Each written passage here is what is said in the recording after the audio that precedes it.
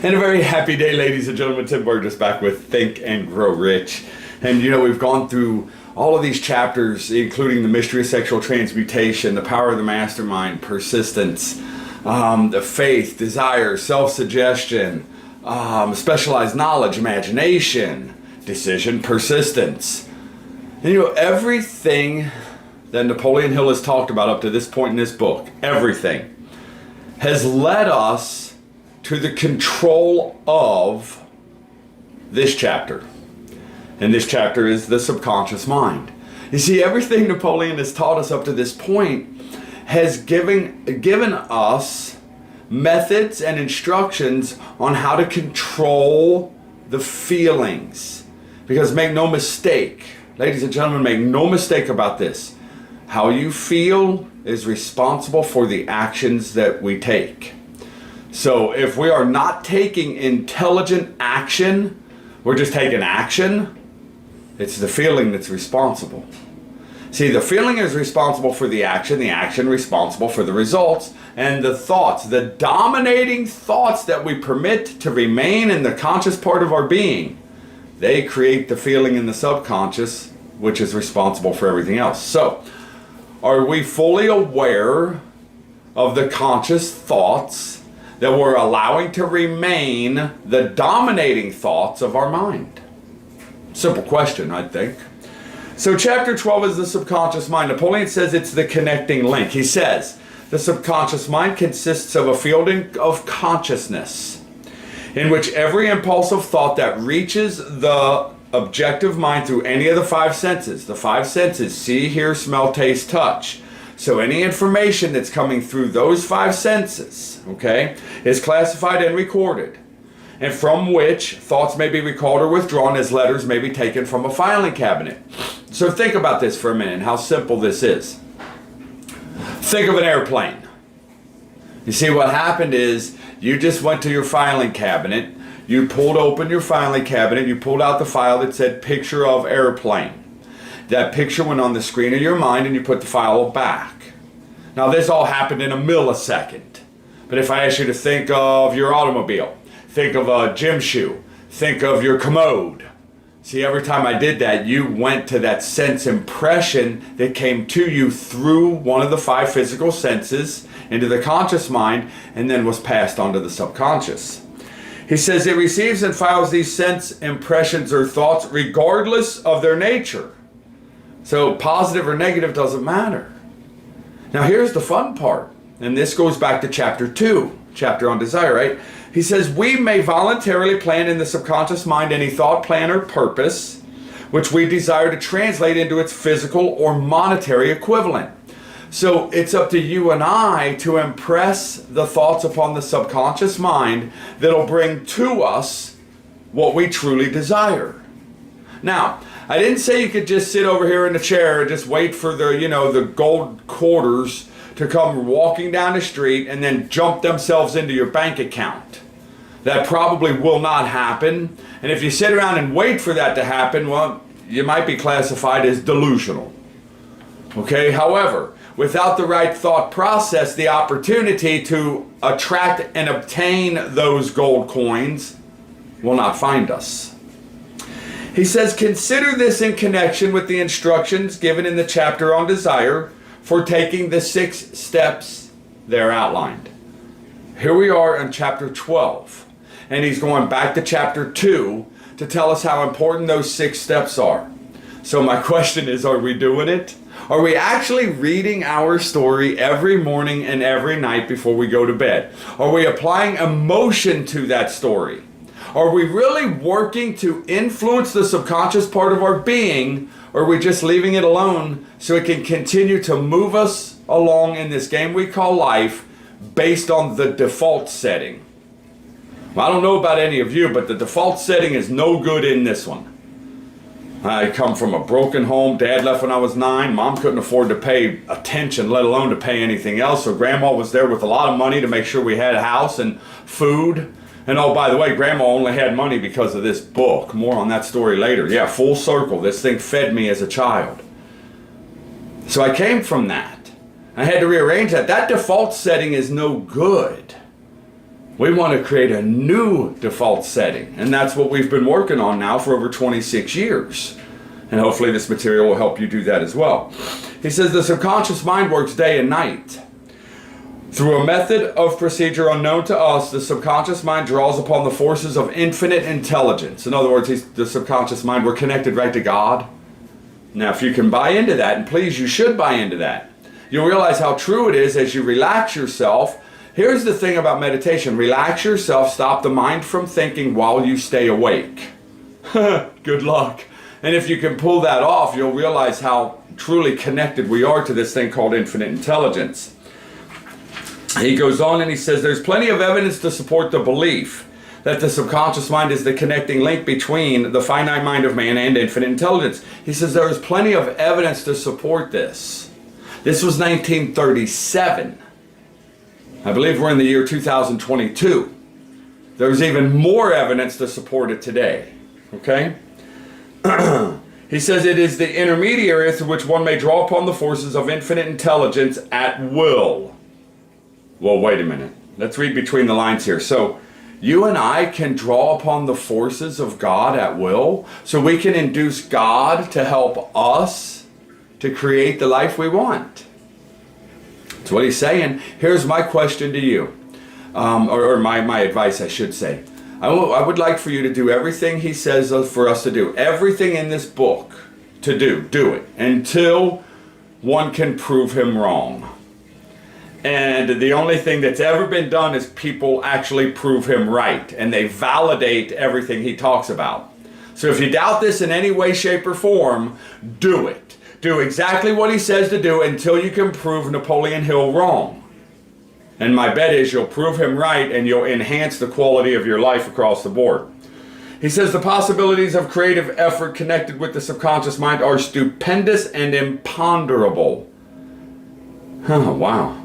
They inspire one with awe. Well, it would be inspiring us with awe. We've never been taught that we actually have a connecting link between us and God. I was taught as a child to fear God, be afraid of God, be afraid of the devil, be afraid, just live in fear. Jeez, oh Pete, that's what the churches were teaching me, that's what the schools were teaching me. Nobody was teaching me how to think for myself. Everybody was teaching me what they thought I should be thinking. True or false? From the schools to the clergy to the parents. They taught me what they thought I should be thinking. They taught me what they thought I should do in my life. In other words, they have created a subconscious programming that you and I are now working to override. We're working to make that program obsolete because it is. The program installed in me is over 50 years old. It's obsolete program. It doesn't work anymore. Well, what about the program that's in you? Does it work anymore? And if it does work, by all means, continue with it. If it doesn't work, let's continue to reprogram. He says, after you have accepted as reality, so we have to accept it as reality, the existence of the subconscious mind, and understand its possibilities as a medium for transmuting the desire into their physical counterpart. He says you will comprehend the full significance of the instructions given in the chapter on desire. The 6 steps. Because the 6 steps, you're influencing the subconscious mind. That's what we do. Every time we read those 6 steps, we influence the subconscious mind. And if we do it with enough emotion, just as we were instructed to do in chapter 4, if we do it with enough emotion, we create a feeling, and that feeling comes pretty quick. And with the feeling, we're changing what we're attracting. The frequency of vibration that we're on, we're changing. So we're changing what we're attracting. He says, you will also understand why you have been repeatedly admonished to make your desires clear and to reduce them to writing. Reduce them to writing. You will also understand the necessity of persistence in carrying out these instructions. You see, this is where persistence comes in, ladies and gentlemen. Persistence is profitable because if we use persistence in applying these principles, we change the default program. However, if we're stubborn, and I'm just going to keep doing it my way is going to work. I know it's going to work. It's been working a little bit. No, it hasn't been working even a little bit. it hasn't been working a little bit. It hasn't been working at all. He says the 13 principles are the stimuli with which you acquire the ability to reach and to influence the subconscious mind. He says, do not become discouraged if you cannot do this upon your first attempt. I couldn't do this upon my first attempt, second attempt, third attempt. 5 years down the road, I still wasn't doing it. And then it changed. It was about 3.5 years down the road, not 5. And then it changed. And I just kept working and kept working and kept working. And then all at once, something happened and I began to understand and apply the principles. And once I did that, my income increased over 600% in 1 year. It was crazy. I listed 17 houses my first month as a real estate agent. I went on and sold 92 houses my very first year as a real estate agent. This is unheard of in real estate, folks. It's unheard of. And it wasn't because of me. It was because of this. It was I changed the feeling of who I was. You know, the kid that quit school in the 8th grade doesn't have much self-confidence. Study this for 3.5 years. Hang out with mega millionaires. Your confidence changes. And that's what happened for me. So I jumped into real estate with nothing more than an idea and this book. That's all I had. I didn't know anything about real estate. I didn't know anything about how to list a house or sell a house. I didn't know any of that stuff. But I knew this. For 3.5 years, I knew this. He says a good many statements in the chapters on faith and auto suggestion will be repeated here. It's a good thing because repetition is the mother of all learning. You went to math class 5 days a week, 9 months a year, 12 years. What's 5 times 5? You knew that with full faith that you had the ability to answer the question accurately. So going back to what he taught us about faith, and the only way to develop faith where it doesn't exist is to repeat something to our subconscious mind over and over again. Math class validates that. He says, remember, your subconscious mind functions voluntarily whether you make any effort to influence it or not. So if you're not influencing the subconscious mind on purpose by design, then it is being influenced by the environment and the circumstances with which you find yourself. Uh-oh. Now it becomes so very important to be very, very careful. Who are we hanging around? Now, I realized over the weekend I may not be hanging around the right people on the weekend. So I removed myself from this particular group for several hours. And why? Because it's just not in harmony with my thought process. It's not in harmony with who I am, where I'm going, what I want to be, how I think. And it took a while. I realized, man, I got to remove myself from this environment. Either A, I have to control that environment, or B, remove myself from it. Not hard. Simple awareness. Now that we're aware, let's do something about it. The subconscious mind will not remain idle. If you fail to plant desires in the subconscious mind, it will feed upon the thoughts which reach it as the result of your neglect. Neglect, ladies and gentlemen. How long have we been neglecting the subconscious part of our being anyway? How long have we just haphazardly been allowing all the thoughts, all the feelings, all the circumstances from outside to create the feeling inside of us? It's an outside circumstance. I've had people and heard people, and so have you. Oh my gosh, what a ugly day. It's just rainy, rainy, rainy. Well, what in the world kind of feeling are you creating if that's the thought process that you're in? It's raining. So be it. Last time I checked, without water, we all die. Maybe we should be grateful that it is raining, huh? The subconscious mind will not remain idle. That means while you're asleep, it's working. That means while you're asleep, if you don't input something for the subconscious mind to feed upon while you're sleeping, it will feed upon the garbage that's already in there. That's why you've been asked to read your statement out loud right before you go to bed. So your subconscious mind has something to work on that's productive and more fulfilling in your life than just the haphazard method of the past. The programming of the past. If you had to think about it, if you had a cell phone that was more than 5 years old, that thing would be obsolete beyond belief. I mean, it is just an obsolete dinosaur at 5 years old. However, the program that's installed in many of us is 30 years old, 40 years old, 50 years old. That program is obsolete. It's useless to this point. I'm not saying all of it's useless. The program probably has some things about integrity and morals and values and things like that. Those parts of the program we'd probably want to keep. But what about the part of the program that's about you believing in your own ability to pull off that which is your major desire, your definite chief aim in this game we call life? Definite chief aim. What do you really want to accomplish as you live your definite major purpose? Because if we don't create the feeling in here, we don't take the proper action to produce the result. Really, when you stop and think about it, this stuff is so simple.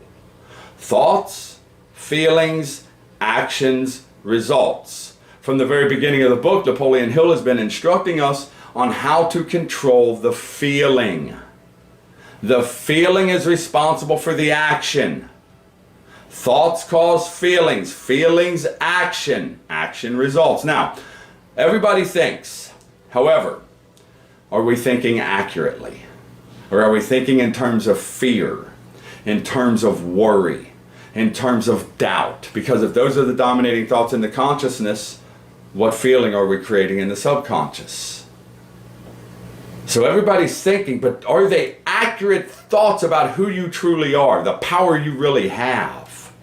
Or are they thoughts that come from a self-inferiority complex that was installed in us by somebody a long time ago?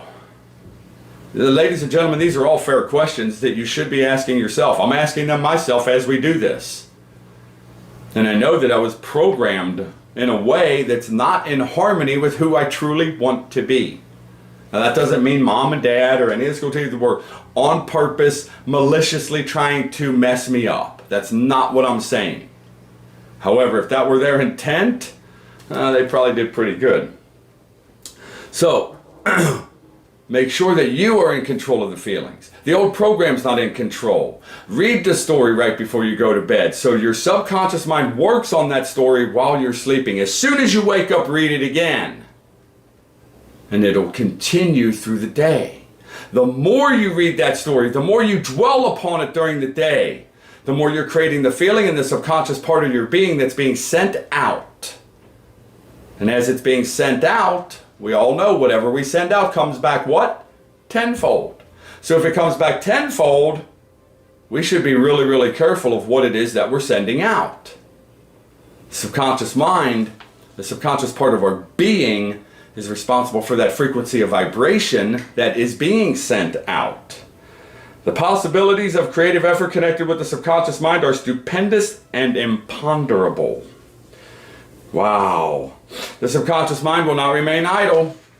If you don't continue to work, if you don't continue to work it, if you don't continue to impress upon it, if you don't continue to make the effort to influence it through the chapter on persistence, that means persistently apply these methods, then you'll be a victim of the past. You'll continue to live the default setting. There's nothing wrong with that if that's what you want to do. I'm not here to judge anybody. If that's what they choose to do, then by all means do that. I don't think you're watching this video because you're okay with same old, same old. Excuse me, same shit, different day. Doesn't work, ladies and gentlemen. It simply doesn't work. So, make the effort to influence the subconscious mind. Read your story as soon as you wake up. Read your story right before you go to bed. Read your story several times throughout the day. As you read, see and feel and believe yourself already in possession of that which you desire. Napoleon's words, not mine. See and feel and believe. Put emotion into it. Not negative emotion of doubt and fear and worry. Shit, it ain't never going to happen. Not that one. Put the emotion in it of certainty, faith. You know the universe can provide everything that you want. You know it's already here. It's really just waiting for you and I to develop the emotional maturity to bring it to us. Yes, I said emotional maturity. What I really mean by that is, do we really expect to receive the good we desire? Or are we stuck in the past? It's a fair question. Joe, I want to say thank you, my friend. Without you, we wouldn't be here. Without Joe, we would not be here. Joe is the one that reminded me one day, begin right where you are with what you have. You don't need anything else. So we began. With a little microphone, a few lights, and a cell phone. We began, and here we are. Our greatest desire is that you will do something with this material And more importantly, to allow this day to be the very best day you've ever experienced in this game we call life. This material will help you allow this day to be the best. But that's up to you, because yesterday doesn't matter, tomorrow isn't here, you can't do anything about it. However, today, you can do something about today. Tonight, when you put your head on a pillow, please do so with a mind full of peace. Remember, calmness of mind is one of the beautiful jewels of wisdom. And may God bless each and every one of you. Have a fabulous day today.